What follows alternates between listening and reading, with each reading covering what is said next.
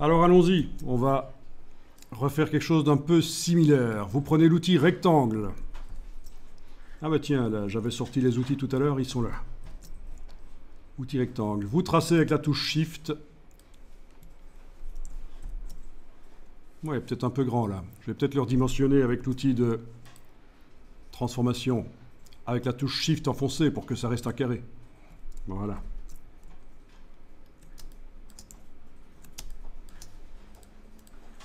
Donc progressivement, vous devriez être de plus en plus à l'aise avec Illustrator au niveau de la manipulation. Ce n'est pas un logiciel facile. C'est un logiciel que j'estime être 2 fois plus complexe que Photoshop.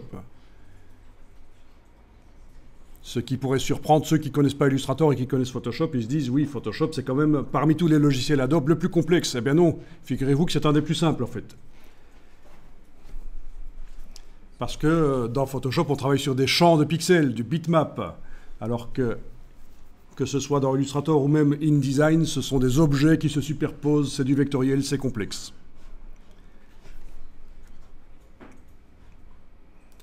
Vous activez le carré avec la flèche blanche, vous avez donc vos petits gizmos d'arrondi d'angle. Vous cliquez sur un des gizmos. Non, vous allez l'englober en fait. Excusez-moi. Vous allez englober l'angle. Vous cliquez à côté du carré, vous englobez le point. Voilà, il n'y a que ce gizmo-là qui est activé. Je me suis cru un instant dans la marionnette de Photoshop, en fait. Voilà, donc là, le système est différent. Il faut cliquer à côté, englober l'angle là, et on va englober aussi celui-là en enfonçant la touche Shift. Donc finalement, je n'ai que les deux angles opposés là qui sont sélectionnés.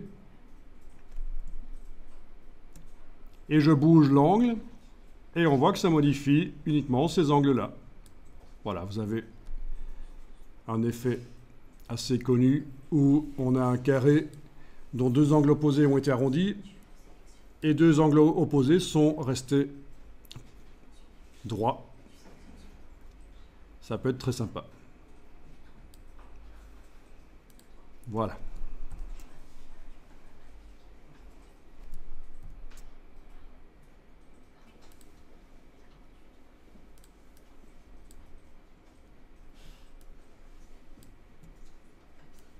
Ce n'est pas la seule manière de faire des arrondis dans Illustrator, il y en a d'autres. Notamment, il y a un effet spécial d'arrondi qui se met sur toute une forme. Là, c'est un gizmo d'arrondi pour modifier certaines parties d'une forme. Vous pouvez enregistrer le document.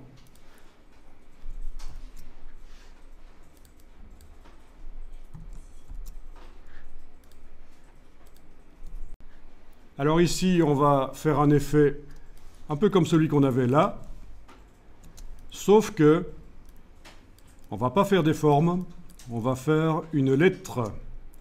Donc vous allez prendre l'outil T. Et alors l'outil T, il y a différentes manières de l'utiliser dans Illustrator. Si vous enfoncez le bouton de la souris, vous gardez enfoncé, vous bougez, ça fait un paragraphe, un bloc texte en fait. Et c'est rempli d'origine comme ça par du faux latin, du lorem ipsum, pour vous montrer à peu près ce que ça va donner. Ce n'est pas ce qu'on veut ici, donc je vais faire commande Z. L'outil texte, je vais l'utiliser en cliquant, sans bouger la souris. Je clique, et voilà. Et on a quelque chose de totalement différent, c'est une ligne de texte. Si on fait commande Y, non, on ne la voit pas. Si je la sélectionne avec la flèche noire, ouais, on voit que c'est un texte qui est sur une ligne. Quand on doit faire des petits titres, c'est excellent. Alors, avec l'outil T, je vais sélectionner la... Mais d'abord, on peut voir dans la palette des calques qu'on a une ligne de texte ici. Voilà, lorem ipsum, ça s'appelle pour l'instant. Donc, vous allez taper une lettre, faites une lettre à trous. Donc pas un J, un K ou quoi. On va essayer de faire une lettre à trous comme un A. Allons directement vers ce qui est difficile, un O si vous voulez, un P, voilà ce que vous voulez. Moi je vais faire un A ici, voilà.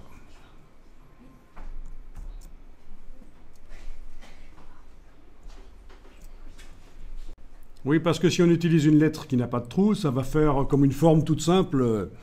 Mais là, si une lettre à trou va nous faire une forme composite, un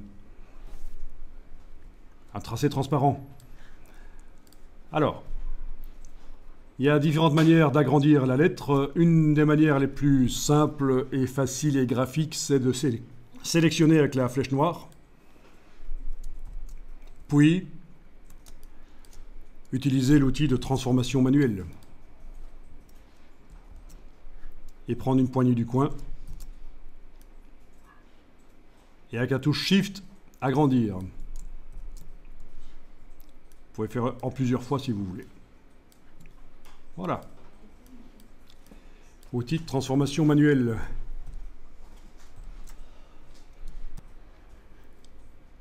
Donc c'est un caractère qui reste modifiable. Si je prenais l'outil T, je peux encore aller changer ça. Voilà. Tout est possible. OK. La police de caractère également. On va aller chercher menu, fenêtre, texte, caractère ou le raccourci CTRL-T sur le PC, Command-T sur le Mac. C'est la palette de caractères.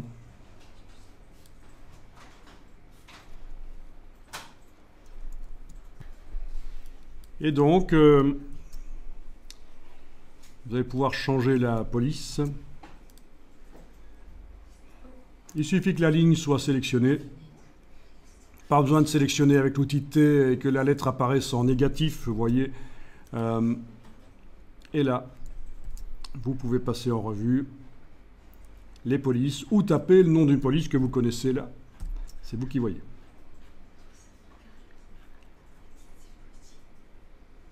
Je vous laisse choisir. Peu importe, tant que la lettre garde un trou. Hein. Parce qu'il y a peut-être certains caractères où la lettre A n'aura pas de trou. Ça va nous ennuyer pour la démonstration.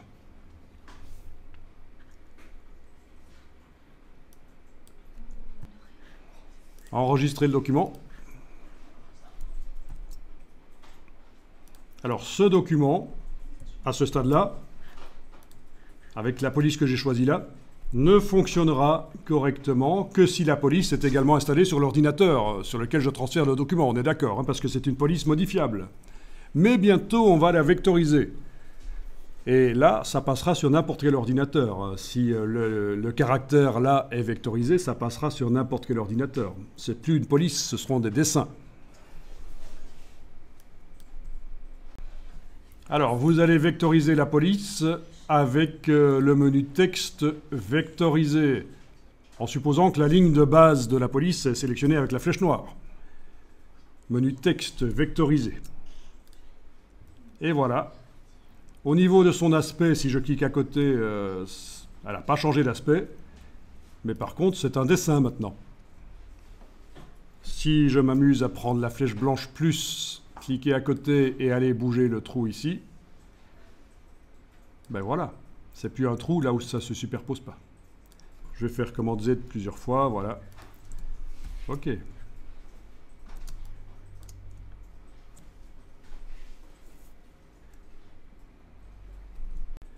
Alors, vous allez superposer le caractère au rectangle.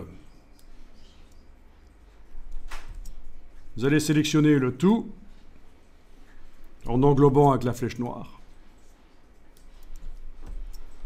Et vous allez dans la palette Pathfinder, cliquez là-dessus, exclusion, avec la touche Alt enfoncée. Voilà.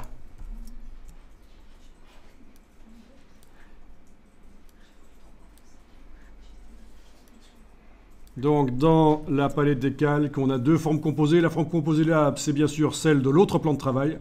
Celle sur laquelle je suis en train de travailler, c'est celle-là. Avec un tracé transparent et un rectangle, et tout ça fait partie d'un système Pathfinder forme composée.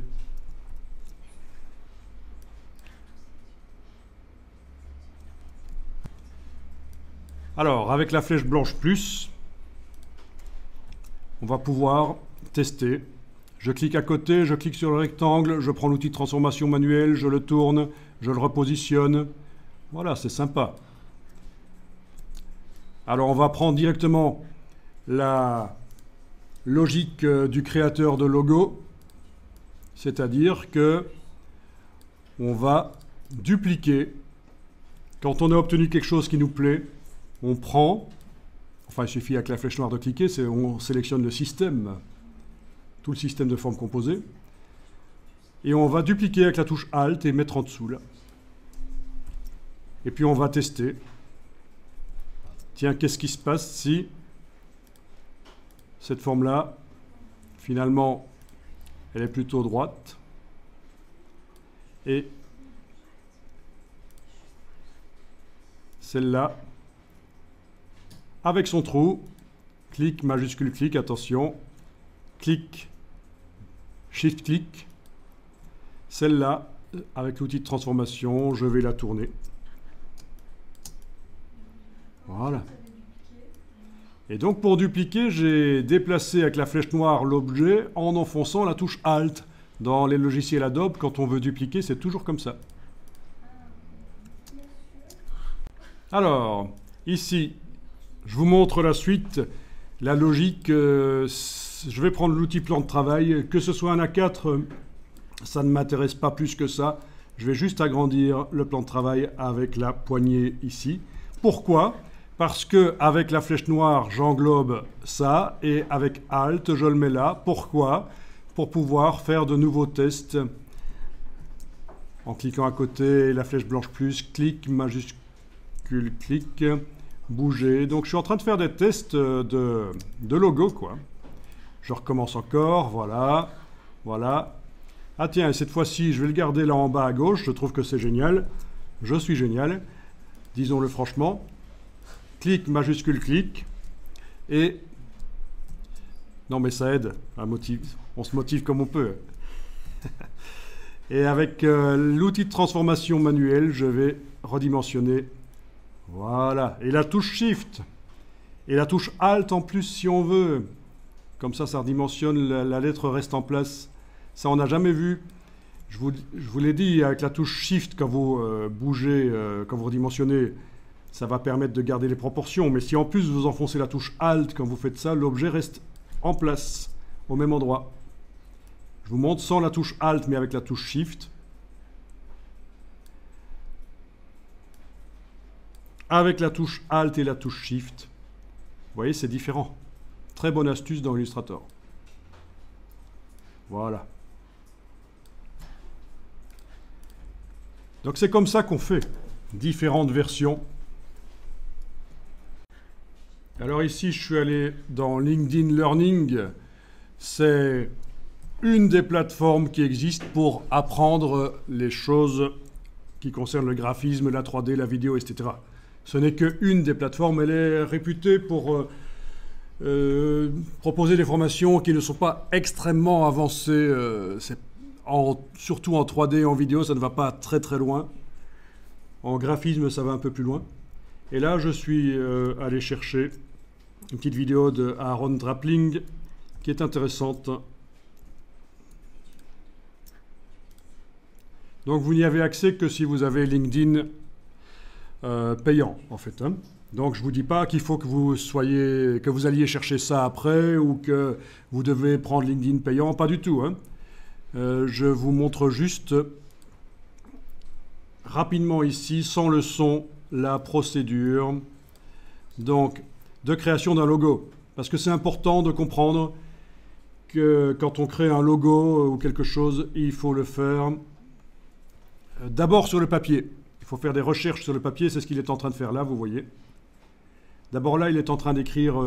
d'abord, il faut dire que c'est pour une entreprise de construction spécialisée en béton. Donc il écrit d'abord des mots, ce qui va lui donner des idées graphiques après. Je vais aller un peu plus loin dans la vidéo. Voilà, là, après, il fait des petits dessins pas parfaits du tout. C'est des idées dans son carnet, il fait ça.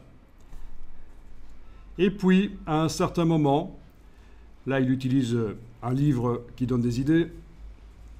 C'est des livres connus dans le monde du graphisme. Et à un certain moment, il passe dans Illustrator et il concrétise, c'est le cas de le dire puisque c'est du béton, il concrétise le logo qu'il a choisi, le meilleur qu'il a fait sur le papier. Donc, on ne fait pas un logo ou un graphisme directement, normalement, dans le logiciel. Ça, c'est le signe de quelqu'un qui ne connaît pas bien le boulot.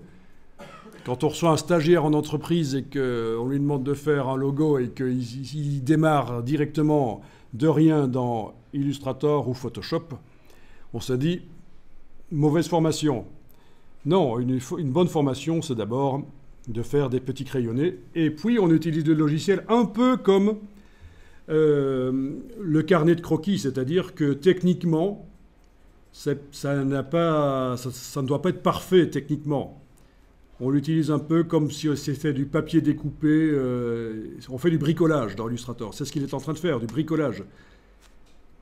Il fait de la recherche assistée par ordinateur, quoi, au niveau graphique. Et après, quand il aura développé quelque chose qui visuellement est valable, là, il fera la mise au net, un vrai logo propre, prêt à être utilisé pour être imprimé sur le côté d'un camion, pour faire un vinyle autocollant, pour faire une vitrine. Un truc techniquement correct. Donc très intéressant ça. Et il faut connaître Illustrator sur le bout des doigts. Là, il en est à la phase où il met le texte, la baseline, il fait des petits tests sur t-shirt. Maintenant, ça se fait de manière beaucoup plus avancée avec l'intelligence artificielle dans Illustrator. On peut mettre le logo et il se déforme sur une image d'un t-shirt, mais c'est autre chose. Je m'éloigne du sujet. Voilà, il fait la version négative. Il faut que le logo fonctionne en blanc sur fond noir et inversement, toujours. Voilà, donc vous avez vu, grâce à ça, la logique de création d'un logo. Donc nous, ici, on est un peu faux, parce qu'on n'a pas fait de projet sur papier. Mais c'est parce que vous apprenez à à utiliser Illustrator techniquement, voilà, mais sachez-le, il faut faire des projets sur papier. Bon, vous avez enregistré ça? Allez, je l'enregistre sous le nom 08.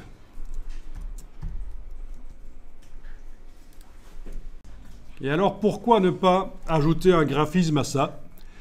Et on va voir si on trouve des graphismes sur le web, tant qu'à faire. Je voudrais mettre un trèfle à 4 feuilles là-dessus. Et je vais aussi tester avec une carte à jouer éventuellement,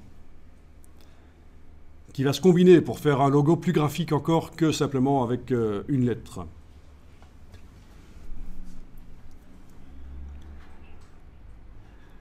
Bon, eh bien allons sur le web, dans bing.com par exemple.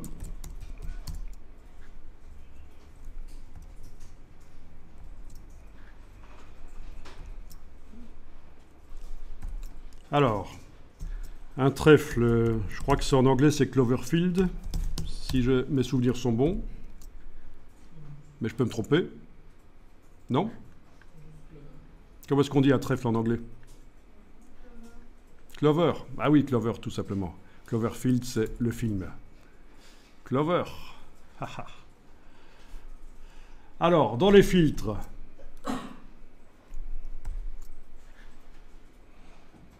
Dans les films, licence, essayons d'abord domaine public. Vous avez réussi à enclencher les filtres dans Bing, domaine public. Au niveau du type, je vais voir image clip art. Voilà. J'ai pas besoin de chercher des trèfles qui sont nécessairement noirs ou qui sont unis. Oui, parce que je ne l'ai pas dit, mais un logo, il doit fonctionner uni, sans nuances. Et après, on peut faire une version avec des dégradés, des nuances, des ombres, des reflets, si on veut. si ça se justifie, mais un vrai logo doit fonctionner de manière unie, une couleur, sans nuance, noir sur blanc, blanc sur noir uniquement. Les deux versions, donc noir sur blanc ou blanc sur noir. Alors là, voyons un peu lequel on va aller choisir. Vous choisissez un trèfle. Oui, j'ai tapé en anglais pour avoir plus de résultats qu'en français, évidemment. Mais parfois, en tapant en français, on a des résultats différents. Donc ça peut être intéressant. Voilà, c'est bien. Donc, la procédure, c'est que, une fois que vous avez cliqué sur l'image, dans Bing, vous avez ici un bouton « Afficher l'image ». Et l'image s'affiche parfois en grand. Alors, il se trouve ici, c'est une image PNG. C'est un trèfle composé de pixels et entouré de transparence. Voilà. Je l'enregistre sous. Clic droit, enregistrer l'image sous. Je l'enregistre dans le dossier d'aujourd'hui. Je peux simplifier le nom.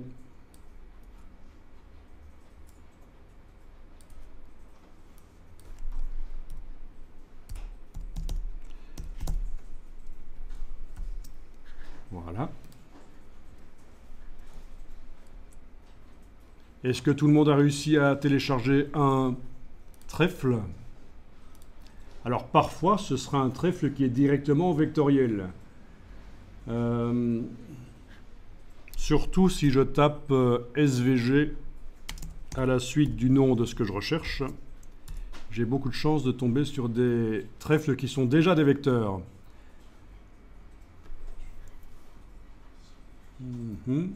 Voyons un peu ça.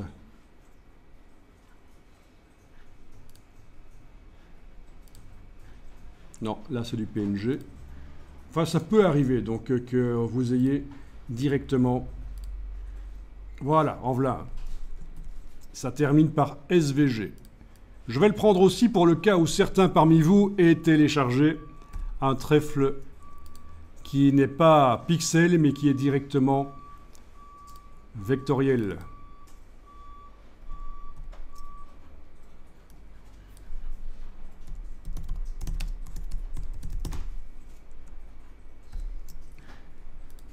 Voilà. Donc,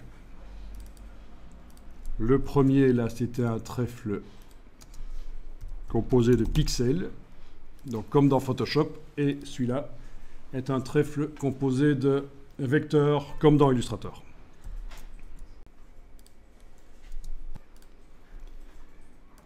Alors voilà, vous allez, sur le côté de la page ici, importer votre version, donc menu fichier, importer,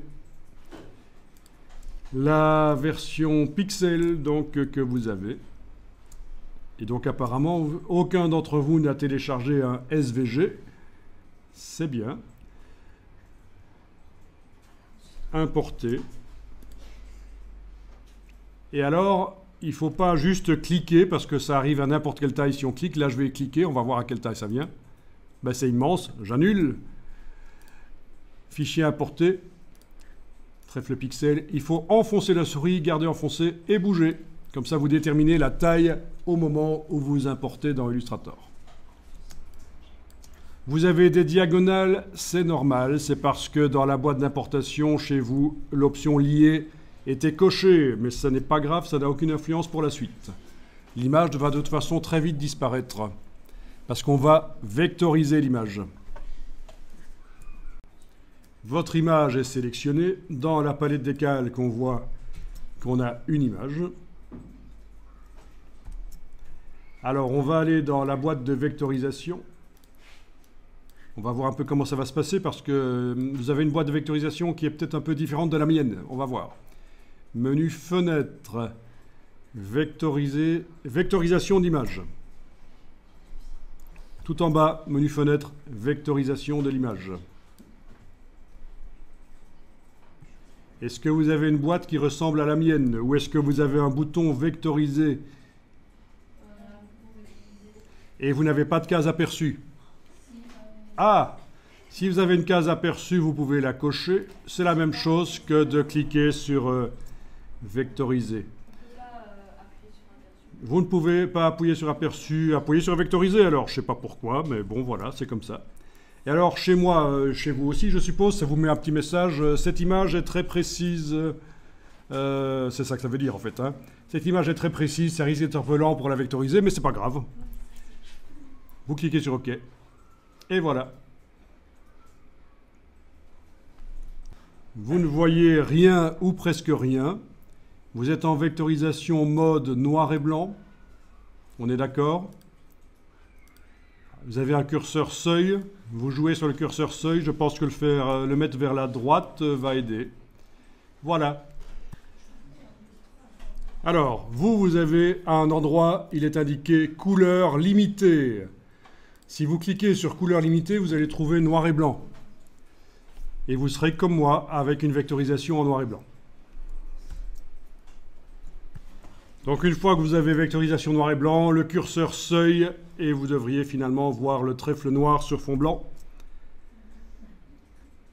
Alors, dans les paramètres avancés, et peut-être que chez vous, ce n'est pas dans les paramètres avancés, vous avez quelque chose qui s'appelle ignorer le blanc, ou ignorer la couleur blanche dans ce cas-là.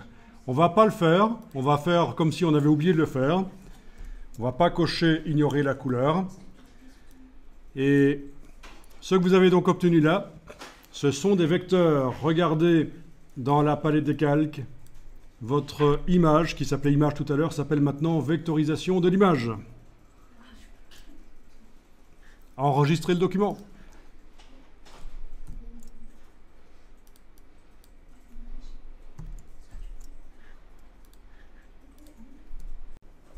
Donc, si vous faites commande Y, vous voyez les vecteurs de vos créations précédentes. Par contre, là, sur le trèfle, on ne voit rien.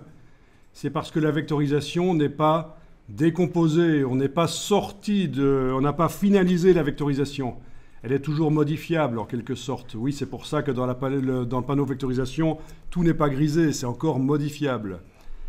Ben, on va faire ça, on va finaliser la vectorisation. Et pour ça, il y a plusieurs solutions. En voilà une. Vous avez donc votre vectorisation qui est sélectionnée. Je vais repasser en affichage des couleurs, commande Y. Voilà, elle est sélectionnée.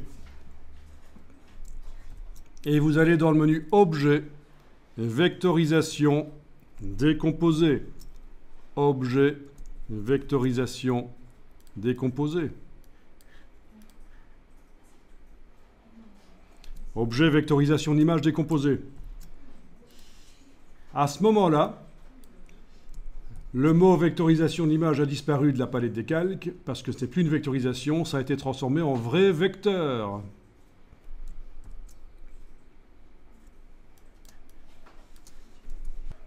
Vous pouvez enregistrer l'image pour les archives.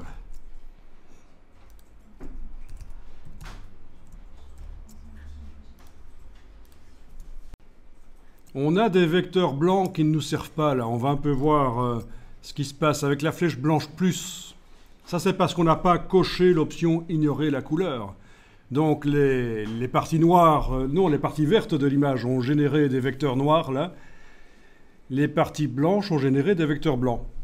Donc avec la flèche blanche plus, je clique à côté, puis je vais cliquer là-dessus. Qu'est-ce qui se passe si on bouge? Ah ben oui, c'est bien les vecteurs blancs. Touche suppression sur le clavier. Voilà.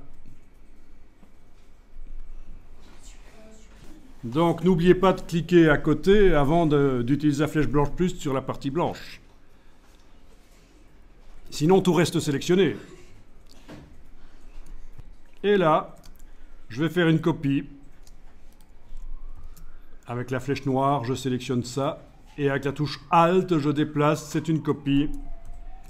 Et je vais voir ce qui se passe quand je le combine à une de mes versions.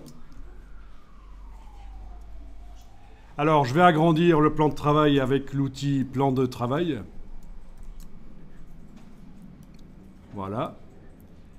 Je vais prendre une version, celle qui me plaît le mieux, celle-là, et la dupliquer. Voilà. Et la copie du trèfle, je la mets par-dessus. Voilà.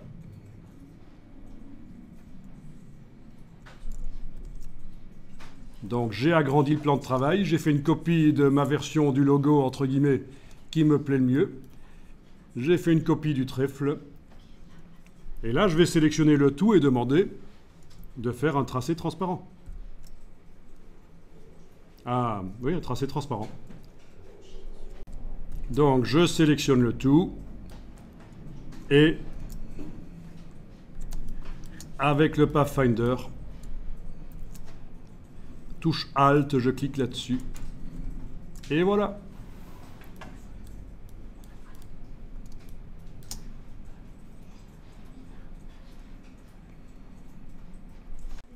Donc, oui, j'avais parlé d'une carte à jouer, mais je ne vais pas la télécharger ici. Mais oui, je pourrais même la faire manuellement dans Illustrator, la carte à jouer, mais peu importe. En tout cas, voilà, vous avez, c'est le cas de le dire, les cartes en main pour créer des choses avec éventuellement donc un nom d'entreprise ou votre prénom, vous essayez avec plusieurs caractères, pourquoi pas, parce que là on a utilisé un seul caractère, mais vous pouvez essayer avec plusieurs. Aller chercher des clip art sur le web, les vectoriser et faire des tests. Là je viens à nouveau de dupliquer avec la flèche blanche plus, je prends ça avec l'outil de transformation, j'agrandis, voilà, je teste, je tourne, je teste, voilà. Donc, faut tester.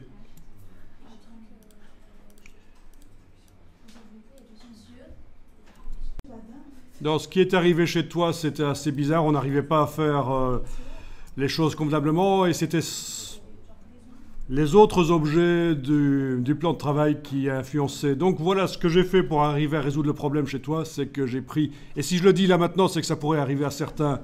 Et donc, ça peut être utile. La flèche blanche plus, j'ai englobé les objets, et puis j'ai fait commande C, donc c'est édition copier, j'ai fait un nouveau document, et j'ai collé dans le nouveau document, et là on a essayé de faire le Pathfinder avec la touche Option, la touche Alt, et ça a fonctionné.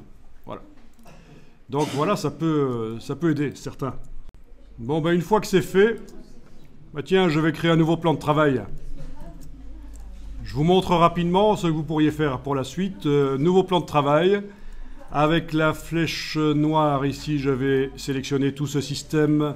Et avec la touche Alt, faire une copie ici. Voilà. Ah tiens, mon plan de travail n'est pas assez grand. Je vais l'agrandir. Celui-là. Et donc, pourquoi je fais ça? Ben, pour tester des variations de couleurs éventuellement. Donc ça, c'est mon logo en noir et blanc. OK. Copie ici avec la touche Alt et la flèche noire. Et... à la place du noir, je peux aller mettre une couleur ou l'autre. Voilà. Et également, je vais pouvoir tester avec un contour, pourquoi pas. Toujours sur une copie. Une fois que j'ai obtenu un truc qui est bien, je ne vais pas continuer à chipoter sur lui et je risque de le détruire visuellement, graphiquement. Donc, j'ai fait une copie. Ici... contour, je vais mettre un contour, voilà, un contour, j'ai mis la case contour à l'avant-plan, on ne voit pas le contour, c'est parce qu'il n'est pas assez épais, on va aller dans menu fenêtre, contour, modifier l'épaisseur du contour, voilà, et alors on a un contour qui se met à cheval sur les vecteurs, c'est très mauvais, parce que ça modifie les formes. J'affiche les options dans la palette contour et je dis que le contour va être... il ne peut pas être à l'extérieur ici. Ah, ça c'est dommage. Il va falloir faire autrement. Ok, il faudra faire autrement par une palette qu'on appelle la palette aspect pour arriver à mettre le contour qui n'est pas à cheval sur le bord. Mais dans un premier temps, ok, tant pis.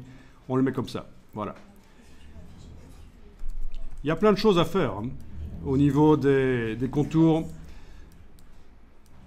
il y a plein de choses à faire. Quand vous connaîtrez un peu mieux Illustrator, ce sera plus facile. Alors ici, Il n'est pas interdit non plus de mettre un dégradé dans le fond. Vous avez dans le nuancier 2 dégradés, non 3. Voilà, je vais essayer celui-là. Avec l'outil dégradé, on peut retracer le dégradé par-dessus. Voilà, dans un sens ou l'autre.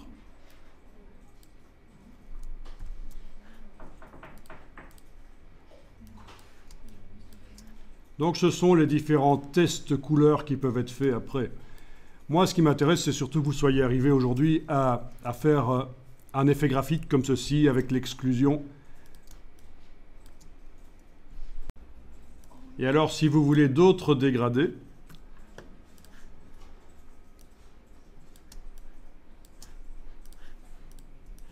il y en a évidemment. On peut les faire soi-même, ces dégradés, mais sinon, bonne astuce, ici dans la palette nuancier, en bas à gauche, vous avez une bibliothèque. Vous allez là-dedans sur dégradés. Et là-dedans, vous avez plein de dégradés. Je vais commencer par celui-là, bois. Donc c'est les couleurs bois. Ça ouvre une palette dont on peut agrandir les vignettes. Menu de la palette, affichage par grande vignette. On peut passer même au dégradé suivant, à la collection suivante qui était dans le menu, dans le sous-menu qu'on a vu. Chaque fois, on voit des dégradés différents. Et vous choisissez le dégradé qui vous intéresse. Il arrive dans la palette des outils. Chaque fois que vous cliquez sur un dégradé, il s'ajoute à la palette nuancier, Et avec l'outil dégradé ici, on peut le repositionner dans un sens ou l'autre, voire même aller changer là au-dessus le type de dégradé, prendre un dégradé radial éventuellement. Voilà.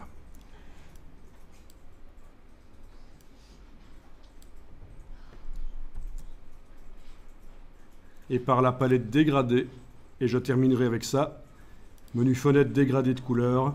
Quand vous avez à faire un dégradé radial, ceci est bien utile. Inverser le dégradé.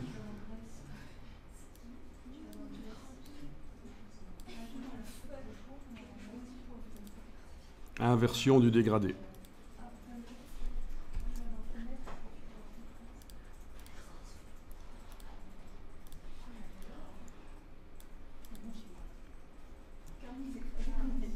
Voilà, donc plein de tests à faire. Un truc qui peut être intéressant, c'est que le contour soit blanc sur un fond blanc. Comme ça, il n'apparaît pas, mais ça peut parfois donner des choses bien. Ici, il est un peu trop épais, je pense. Enfin, voilà. Après, c'est des tests. Il faut connaître Illustrator, il faut tester.